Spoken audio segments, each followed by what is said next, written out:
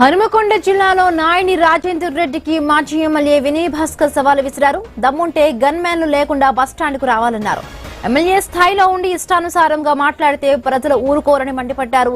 ఎమ్మెల్యేగా గెలిచి అభివృద్ధి చేయకుండా వ్యాపారులను ఇబ్బందులు పెడుతున్నారని ఆగ్రహం వ్యక్తం చేశారు. భవిష్యత్తులో కాంగ్రెస్ కు ప్రజల చేతిలో గుణపాఠం తప్పదని హెచ్చరించారు.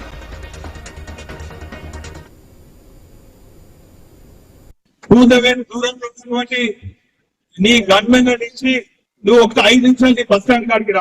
నిన్న మొన్న చిరు వ్యాపారం హక్కులను కూడా కాలు రాస్తూ చిరు వ్యాపారం నిన్న ఏమంటారు, నువ్వు బస్ స్టాండ్ కాడికి రా. ఒక బాధ్యత ఉన్న ప్రజాప్రతినిధి ప్రజలకు ఏ తీరుగా అంటారు నువ్వు అర్థం చేసుకో. ఏదో అట్టిబాటు ఇంటి దగ్గర గెలిచావు, సరే అర్థమయ్యో కాకను ఉందో లేదో పిచ్చి పిచ్చిగా మాట్లాడుతున్నావు అని చెప్పి 1-2 సంవత్సరాల కాలం ఓకే బట్ట నీ పిచ్చి మాటలకు పిచ్చి కూతలకు నేను కాదు ప్రజలే నీకు సమాధానం చెప్తాం.